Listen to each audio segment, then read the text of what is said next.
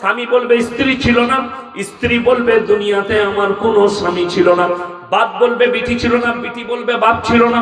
কেউ কারুর জন্য যারা পরিমাণ বোঝা বহন করবে না। এটা কোরআন। কিয়ামতের দিনে মানুষ হাজির হবে কিভাবে?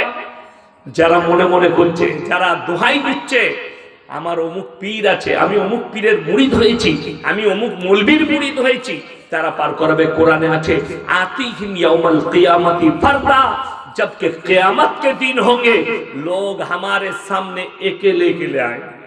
একা একা আসবে কিয়ামতের দিনে, সবাই নিজের আমল নিয়ে যাবে, কেউ সাথে যাবে না।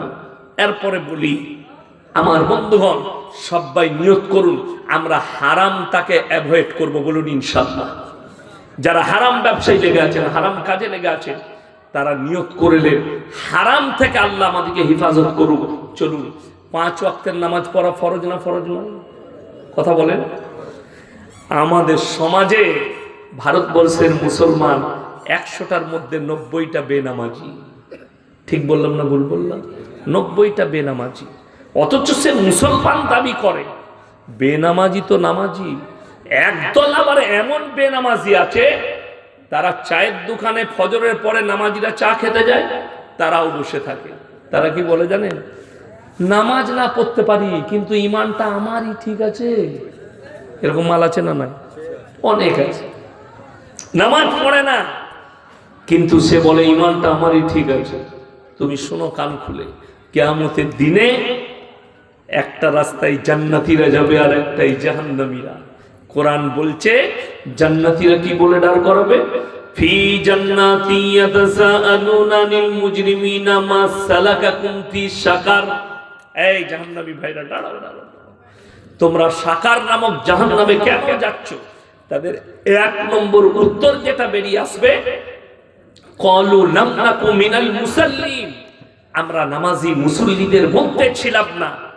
ওয়ালাম নাকু নুতিমুল মিসকিন, আর আমরা মিসকিনকে খানা খাওয়াইতাম না। ওয়া কুননা নাখুদু মাআল খাইদিন। এটা বড় প্যাথেটিক। দাড়ি টুপি নামাজি মুসল্লিদিকে দেখে হাসি ঠাট্টা বিদ্রুপ করত, তাদের সঙ্গে আমরাও মজাক উড়াতাম।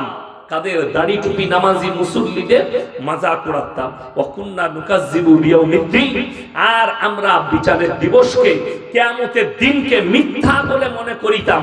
আল্লাহ তাই আমাদেরকে জাহান্নামে পাঠিয়েছে। আমার বন্ধুগণ, সবাই হাত তুলে বলুন আজ ফজর থেকে কেউ নামাজ কাজা করবে না। হাতটা তুলেন তাড়াতাড়ি ইনশাআল্লাহ। হাত তুলেন, জোরে বলুন ইনশাআল্লাহ। নামাজ কেউ কাজা করবেন না, অনুরোধ করে বলছি, হার হালতে আপনি নামাজ পড়ুন। যারা আমার আগের বক্তা বলছিলেন ভাইজান যে সন্তানকে উঠিয়ে দাও নামাজের জন্যে, রাতের বেলায় ফজরের সময় অনেক বাপ দেখে এটা আমার 10 বছরের সন্তান, ঘুমের ডিস্টার্ব হবে। তার থেকে বড় ওই বেটার জন্য তার থেকে বড় দুশ্মন পৃথিবীতে কেউ নেই, যে সন্তানের ঘুম নষ্ট হবে বলে সন্তানকে উঠাই না, সন্তানের ঘুম নষ্ট হবে বলে। এর থেকে বড় দুশ্মন কেউ নেই। আসরের সময় সন্তানকে যারা মসজিদে পাঠাই না, আজকে বড় কষ্ট লাগে। সব নামাজ, আমল, ইবাদত সব বরবাদ করেছে এই মোবাইল। সন্তানকে ধার করে মোবাইল কিনে দিচ্ছে। মেয়ে স্কুলে যাবে, মেয়ে কলেজে যাবে, মেয়ে ইউনিভার্সিটিতে যাবে, তাকে দিনা করেও একটা মোবাইল কিনে দিচ্ছে। কিন্তু জিন্দেগিতে মেয়েকে বলে না, মা নামাজটা জীবনে কাজা করিস না, তুমি বালিগ হয়েছো, চলো নামাজটা পড়ো, স্কুল থেকে এলে নামাজ পড়ে লাও, নামাজটা আদায় করে লাও, তারপরে তোমাকে ভাত দিচ্ছি। দুঃখ কোথায় জানেন? একজন মানুষ, একটা ছেলে টিউশন কামাই করলে বাপ মারে, মা অত্যাচার করে। কেন? আরে টাকা দিয়ে টিউশন পড়াচ্ছি, তোমার বাপের টাকাটা সস্তা। এই ভাষা বলে না, বলে না? মা বলে, বাবা বলে, টিউশন পড়াচ্ছি তোমাকে মানুষ করার জন্যে, তুমি এটা ভাবছো না তোমাকে মানুষ করার জন্যে টাকাটা নষ্ট করছো।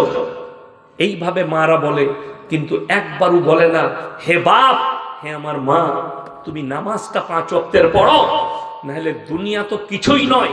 যারা মনে করছেন দুনিয়াটা আসল, কোরআনে আছে ওমাল হায়াতুদ দুনিয়া ইল্লা মাতাউল গুরুর, এই দুনিয়াটা তোমাদের জন্য সম্পূর্ণ ধোঁকা। আমার আল্লাহ কোরআনে নিজে বললেন নবীকে, তুমি তোমার উম্মতিকে বলে দাও এই দুনিয়া তোমাদের জন্য সম্পূর্ণ ধোঁকা। সবাই নিয়ত করুন আমরা নিজেরা নামাজি হব, পরিবারকে এবং সন্তানকে নামাজের দাওয়াত দেব। বলুন ইনশাআল্লাহ। আপনি একজন নামাজি ব্যক্তি, বাড়ি থেকে বেরিয়েছেন, মসজিদে যাবেন নামাজ পড়তে, আসছেন, ছেলেরা মুসলিম যুবকরা মাচায় বসে আড্ডা মারছে। আপনার নৈতিক দায়িত্ব হচ্ছে এবং ইমানি দায়িত্ব হচ্ছে তাদেরকে বলা, এই আজান হয়েছে শুনিসনি, চলো তাড়াতাড়ি গোসল করে মসজিদে আই, চল যা জামা পরে আই, চল নামাজটা পড়েলে। আর যদি জামা পরে বসে থাকে, ডানাটা ধরে মসজিদে নিয়ে চলো। পাক আছিস, পবিত্র আছিস, চল মসজিদে নামাজটা পড়বি। টেনে নিয়ে গিয়ে মসজিদে ভরে দেবে, আপনি নেকি পাবেন। আমার বন্ধুগণ, আমার ভাই, পৃথিবীতে আল্লাহর কাছে তিনটে মারাত্মক নিকৃষ্ট পাপ, তার মধ্যে 1 নম্বর হচ্ছে শিরকের পাপ।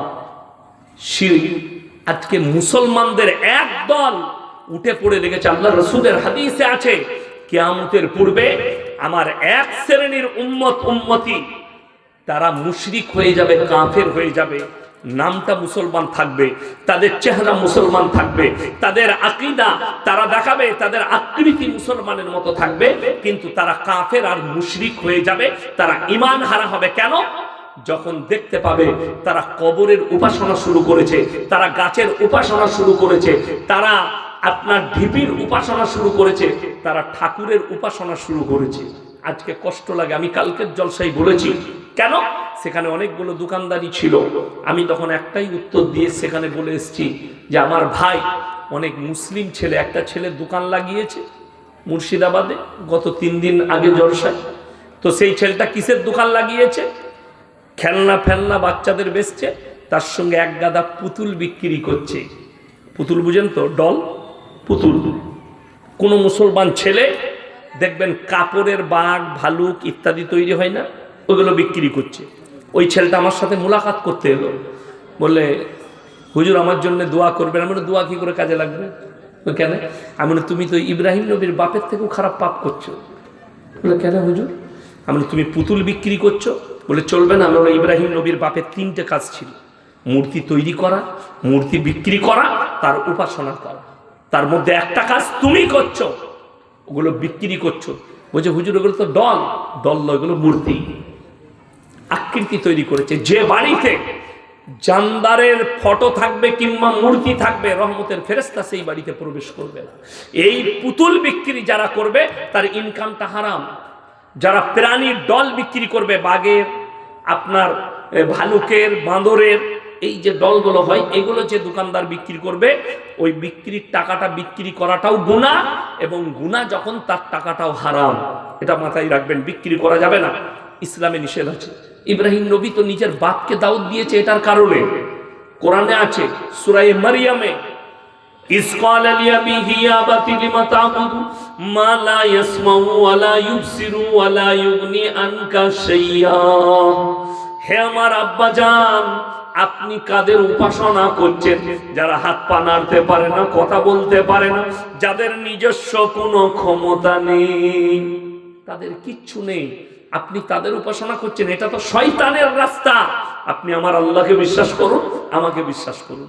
আজকে দেখুন, অবাক লাগে, আপনারা তো অনেক দূরের কথা, আমাদের মতো বক্তা, আমাদের মতো টুপিদারিওয়ালা অনেক মৌলবি, নামের আগে মুফতি লাগানো আছে, নামের শেষে অমুক লাগানো আছে, তার শেষে অমুক পদ লাগানো আছে। এই পদের মানুষ আমি দেখিয়ে দেবো। গত কয়েকদিন আগে দীপাবলির উৎসব হয়ে গেল হিন্দু ভাইদের, সেখানে দেখছি তিনি গেছেন তাদের দীপাবলির স্টেজে, আর গিয়ে বলছেন যে তোমরা মায়ের আশীর্বাদ নেবে, মায়ের আশীর্বাদ লাও, মা সবাইকে আশীর্বাদ করুক, আপনারা আশীর্বাদ নিয়ে যাবেন মায়ের। আমি বললাম, এই মৌলবি তোর ঈমান হারা হয়ে গেছে। আর একটা বক্তাকে দেখলাম মুর্শিদাবাদে, স্টেজে গান চলছে, ড্যান্স চলছে, উনি হাত গুটিয়ে নায়িকার পাশে দাঁড়িয়ে আছে। হাই হাই হাই হাই, সমাজ কোথায় গেলাম? কেন এটা? আপনারা কি মনে করছেন আমাকে এমনি দেখছেন? আমাকেও থানাতে মিটিংয়ে ডাকা হয়, এলাকায় আমাকেও ডাকা হয়, কিন্তু কারোর বাপের ক্ষমতা নাই ইয়াসিন সাহেবকে বলে দিবে যে আমাদের দীপাবলির উৎসব আছে, আসুন। আমার উত্তর একটাই হবে, আমার আল্লাহর কাছে যতগুলো পাপ আছে, নিকৃষ্ট পাপ হচ্ছে শিরকের পাপ। আল্লাহ ব্যতীত কেউ কি বিশ্বাস করা ইমানদারির সঙ্গে। শুধু এরা নয়, মুশরিক কিভাবে হয়েছে বলে দিই। যেমন অনেক মুসলমান একটা শব্দ বার করেছে, আমরা মৌলবীরা হাইরান, আর এই মৌলবীরাও ফেসে গেছে এই শব্দে। এই মৌলবী কটাকে জিজ্ঞেস করুন, যারা ওইসব অনুষ্ঠানে গেছে, যারা পুজোর অনুষ্ঠানে গেছে। এক হারামখোর মিডিয়াওয়ালা, মেয়ে ছেলে মিডিয়া, আমি তার নাম উচ্চারণ করবো না, কলকাতা, আমার একটা বায়ানকে কাটিং করে হিন্দু মুসলিমের বিভেদ লাগাতে চেয়েছে। কি বলেছে দেখুন, এই ইয়াসিন বক্তা কিভাবে সম্প্রীতি নষ্ট করছে। একটা কলকাতার আর কি ইউটিউবার মিডিয়া, সে আমার নাম নিয়ে বলেছে এ সম্প্রীতি নষ্ট করছে হিন্দু মুসলিমের। যদি সম্প্রীতি এইটা হয় যে ধর্ম যার যার উৎসব সবার, মুসলমানরা পুজোতে যাবে, অনুষ্ঠানে যাবে, সেই হারামখোর দিকে বলতে চাই, যদি বাপের বেটা হও, কুরবানির দিন আমি দুটো ষাঁড় জবাই করব, সবাইকে আমার ঘরে দাওয়াত দে, আমি নিজে রান্না করে খাওয়াবো, দেয়া যাবে? দেয়া যাবে? কথা বলে না এরা, দেয়া যাবে না। তাইলে এইটা যদি আপনার অপরাধ হয়, যে কোনো আমাদেরকে থানায় ডাকা হয়, প্রত্যেকটা থানায় ইমাম দিকে ডাকা হয়, কেন ডাকা হয়? এই জন্য ডাকা হয়, আপনারা গিয়ে বার্তা দিবেন, খুতবা দিবেন, মসজিদে ঈদগায় খুতবা দিয়ে বলে দিবেন, তোমরা কুরবানিতে যখন পশু জবাই করবে একটু আড়াল করে নিবে, একটু লুকিয়ে করবে। কেন? ইসলাম কেউ কি করতে শিখায়নি? কষ্ট দিতে শিখায়নি। আল্লাহ নবী সাল্লাল্লাহু আলাইহি ওয়াসাল্লাম বললেন, তোমরা দেখো না, সম্প্রীতি শুনেলেন, ধর্ম যার যার উৎসব সবার, না এটা শরীয়তি ভাষা, না এটা ইসলামী, এটা কোরআন বিরোধী ভাষা, আল্লাহ বিরোধী ভাষা, রসুল বিরোধী ভাষা, কোরআন হাদিস বিরোধী ভাষা। ধর্ম যার যার উৎসব, তার তার সম্প্রীতি যেটা, সেটা তুমি বুঝতে পারো না, এটা আমাদের মতো মৌলবীর কাছ থেকে তোমাকে শিখতে হবে। আর যে মৌলবীরা বলছে যে এটা সম্প্রীতি, আমি দীপাবলির উৎসবে যাব, আমরা ঠাকুরের উৎসবে যাব, সেই মৌলবীদিকে বলবো, আমার মাদ্রাসায় ভর্তি হও, তুমি আবার পড়াশোনা করো আমার কাছে, হাদিসটা আরেকবার পড়ো, কোরআনটা একবার পড়ো, ভালো করে শিরকের চ্যাপ্টারটা পড়ো, তবে তোমার বুঝে আসবে, নাহলে বুঝে আসবে না। সম্প্রীতি হচ্ছে, নবীজি বললেন, তোমরা দেখো না তোমার বাড়ির পাশে যে বসবাস করছে, সে হিন্দু হোক, সে দলিত হোক, সে আদিবাসী হোক, সে খ্রিস্টান হোক, ক্ষুধার্ত হলে খাবার দাও, বস্ত্রহীন হলে বস্ত্র দাও, বিপদে পড়লে পাশে দাঁড়াও, এইটার নাম সম্প্রীতি। তার মানে এটা নয় যে তার ঠাকুরের উৎসব হবে আর তুমি যাবে। তোমার আল্লাহর কাছে পৃথিবীতে যতগুলো নিকৃষ্ট পাপ আছে, শিরকের পাপ। এখন দুঃখটা কোথায়, বেদনাটা কোথায়? ইমানদারির সঙ্গে বলুন, আমি ইয়াসিন এখন বেঁচে আছি না নাই? কথা বলছি, যখন বেঁচে আছি, আমার মধ্যে জান আছে। এখন শেখ যদি আমাকে বলে, ইয়াসিন ভাই আমাকে 100 টাকা দাও, পকেট থেকে বার করে দিতে পারবো না? পারবো না? কথা বলেন, পারবো। আচ্ছা, আমি যদি মরে যাই, চাইলে পারবো? একটা মানুষ মরে যাওয়া মানে ক্ষমতা শেষ হয়ে গেল, আর আমার দিবার ক্ষমতা নাই।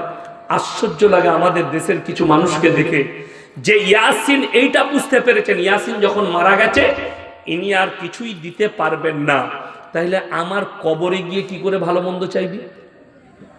আমি গোদা বাংলায় বলছি, কথাটা বুঝাতে পারলাম না? পারলাম না? গোদা বাংলায়।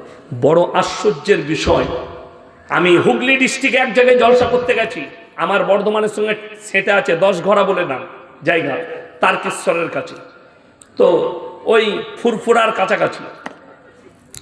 তো আমার যে স্টেজ, এর থেকেও দামি স্টেজ, ঝাড়বাতি ফাড়বাতি, আর প্যান্ডেলের স্টেজের পাশে একটা বিরাট গাছ, গাছটা কি বোঝা যাচ্ছে না, উপরে চলে গেছে, চারিদিকে প্যান্ডেল, গাছের গোড়াতে একটা ট্যানা ল্যাপটানো আছে, তার নিচেই মাটির ঘোড়া রাখা আছে, আগরবাতি, মোমবাতি, ধূপপাতি ইত্যাদি ইত্যাদি আছে। আমি স্টেজে গিয়ে দেখলাম, আল্লাহ, এখানটা দারুণ জায়গা। আমি বললাম, বাবা আপনারা হুগলি ডিস্ট্রিক্টের মানুষ, খুব ভালো গো। একজন বলছে, হুজুর কেন? আমি বললাম, তোমরা এখানে জলসা করছো, হিন্দু ভাইরা এখানে পুজো পাঠ করে, তো তোমাদের মধ্যে মহাব্বত ভালো। বলছে, হুজুর ওটা আমাদের নয়, ওটা ওদের নয়। আমি কার? বলছে, ওটা আমাদেরই, ওখানে বুড়ো পীর সাহেব আছে, যা বুঝে পড়ো। ইমানদারির সঙ্গে বলুন, এই মুসলমান কটাই এদিকে জিজ্ঞেস করুন, এরা বলছে ঠাকুরের সামনে সিজদা করা যাবে না। আমি ফতোয়া বার করে দেবো অনেকগুলো হুজুরের, পীর আছে নামে, আল্লামা আছে নামে, আগে তারা ফতোয়া দিচ্ছে যে ঠাকুরের উৎসবে যে গেছে সে কাফের হয়ে গেছে, সে জাহান্নামের কুকুর হয়ে গেছে। তাহলে বলো, যারা গাছতলায় সিজদা করছে মাটির ঘোড়া রেখে, এটা যদি কোনো বাপের বেটা পৃথিবীর মৌলবি যদি হালাল প্রমাণ করাতে পারে, আমি আর সমাজের মুখে, আমি আর উত্তর দিনাজপুরে আসবো না ইনশাআল্লাহ। যতগুলো দাওয়াত আছে ক্যান্সেল করে দেবো, নিয়ে আসুন, আমি স্টেজে আছি, কেউ আপনাকে বাধা দিবে না। আপনি খালি কোরআন রাখা আছে, হাদিসের কিতাব মাদ্রাসায় আছে, নিয়ে আসবো, আপনি খুলে দেখিয়ে দিবেন যে না, গাছতলায় ঘোড়া রেখে সিজদা করা যাবে। আজকে ইসলামটাকে মাজাক বানিয়ে রেখে দিয়েছে আমাদের সমাজের কিছু মুসলমান মৌলবি হুজুররা, মাজাক বানিয়ে দিয়েছে। অবাক লাগে। এখানে হাজী সাহেব কেউ আছেন? কই আপনি আছেন? আর আপনি? ওই তো পাশেই আছে। মক্কা থেকে মদিনা 470 কিলোমিটার রাস্তা, তাই তো? হাইছে, এনারা সাক্ষী আছে, আপনারা শুনে যান। কালকে যখন এই বায়ানটা ছাড়বে না, 3 দিন পর্যন্ত খালি উত্তর দিনাজপুরের গাল যাবে আমার কাছে ফোনেতে। তবে আল্লাহর রহমত, আমাকে যারা গালি দেয় তারও ফোন তুলি, আর যে আমাকে দোয়া দেয় তারও ফোন তুলি। আমি কিন্তু অন্য কারোর মতো লয় যে ফোন সুইচ অফ করে দেবো আর ইয়াসিনকে পাবে না। আমি অত কাঁচা জিনিস লয়। আমি জানি আমাকে গালি দিলে আমারই গুণাগুলো নষ্ট হবে, আর আমি নেকি পাবো। আমাকে গালি দাও, মা বোন তুলে যত পারবে গালি দাও। জিজ্ঞেস করুন হাজী সাহেবকে, মক্কা থেকে মদিনা 470 কিলোমিটার রাস্তা, কটা মাজার পেলে? মাজার দেখতে পেলেন? একটাও দেখতে পারলেন? আমার বাড়ি থেকে আপনাদের এখানে 400 কিলোমিটার রাস্তা, 400,000-এর বেশি মাল আছে। অবাক লাগে। জান্নাতুল বাকিতে ঈমানদারির সঙ্গে বলবেন, আল্লাহ নবী সাহাবীদের থেকে পৃথিবীর কোন ওলি দামি হতে পারে? কোন মৌলবি দামি হতে পারে?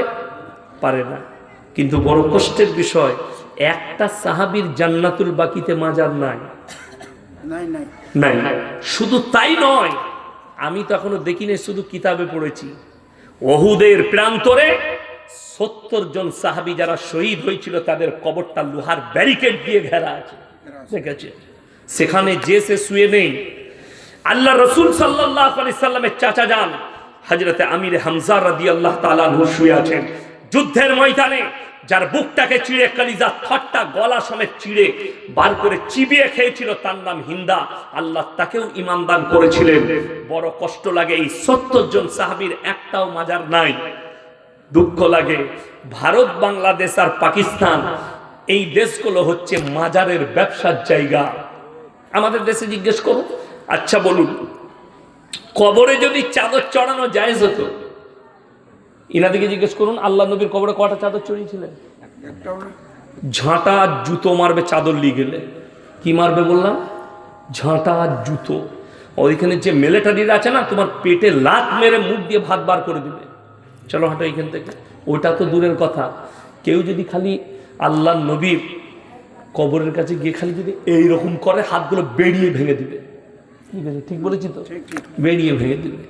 কবর জিয়ারত করতে পারো, কিন্তু ওখানে হাত তোলা যাবে না। বড় কষ্ট লাগে।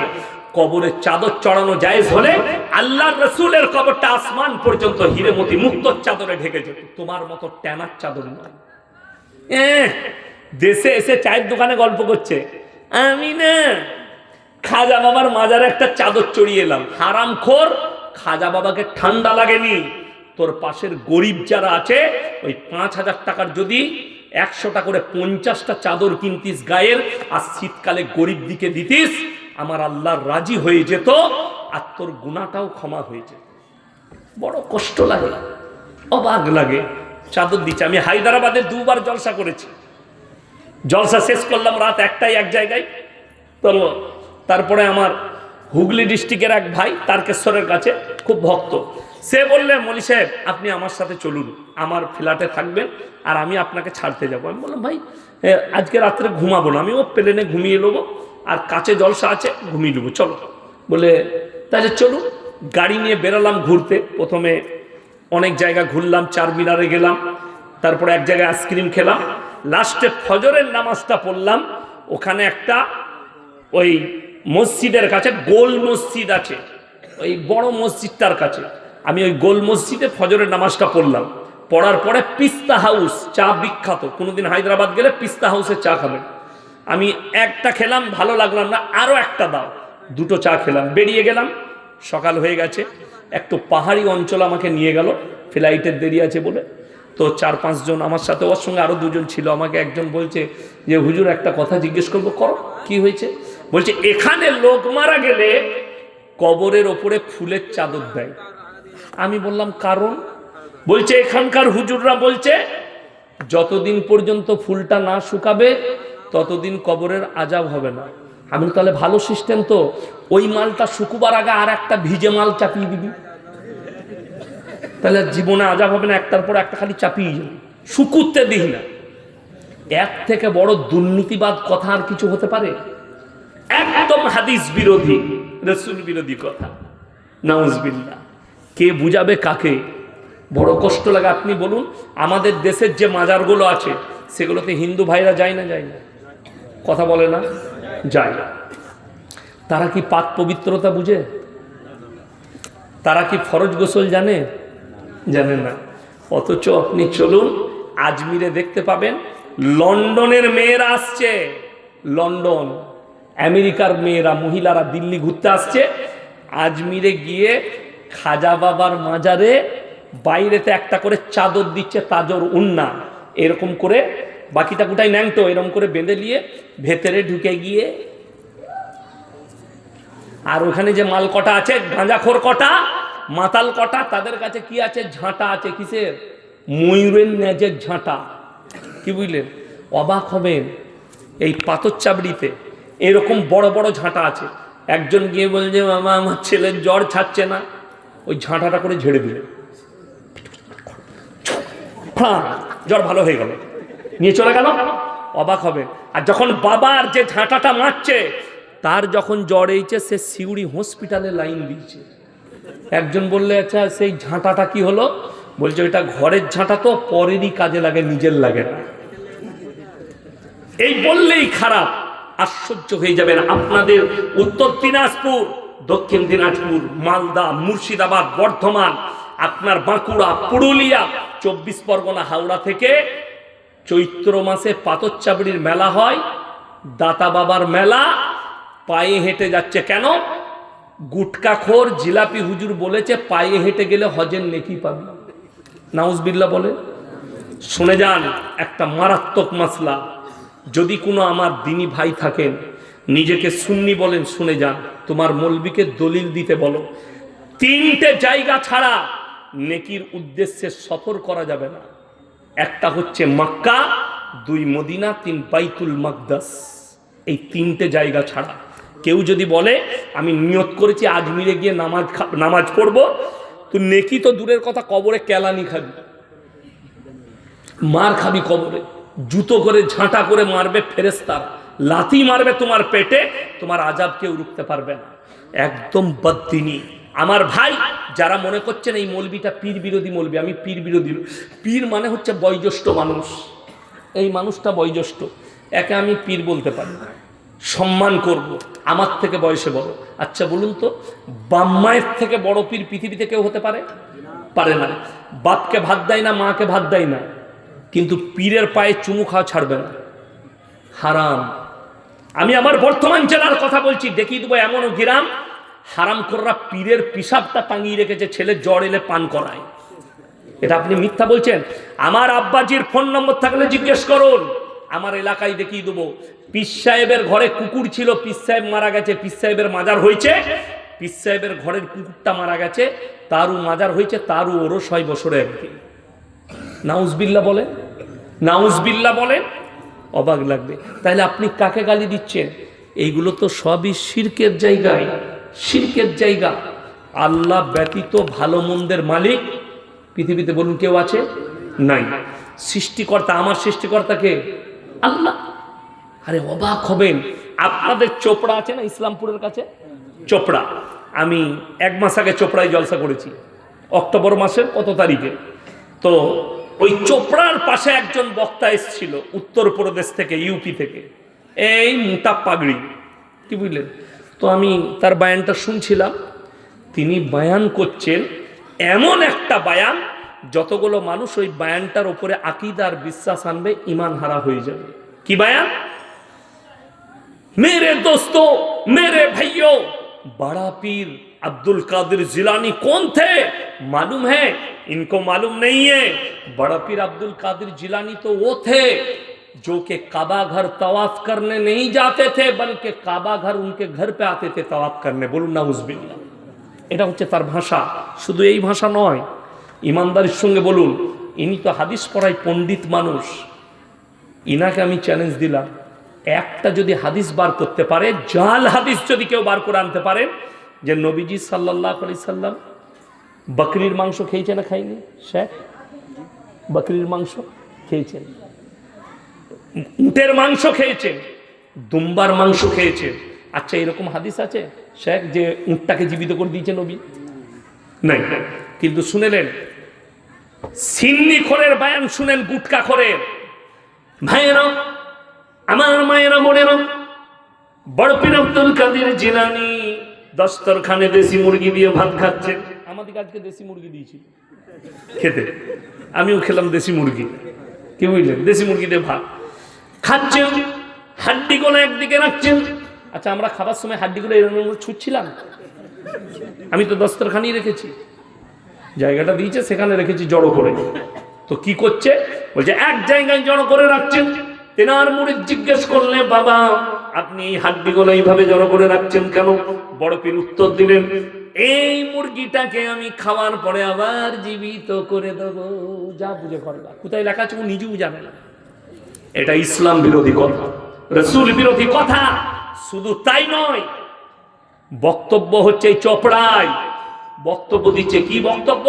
মেরে দোস্তों, एक वक्त था फजर की नमाज के वक्त है और फजर की नमाज के वक्त में मस्जिद में भीड़ से पूरा भर चुका है, पूरा मस्जिद भर चुका है, बाहर आदमी खड़े हो गए और उसका इमामत कौन कर रहा था? बड़ा पीर अब्दुल कादिर जिलानी।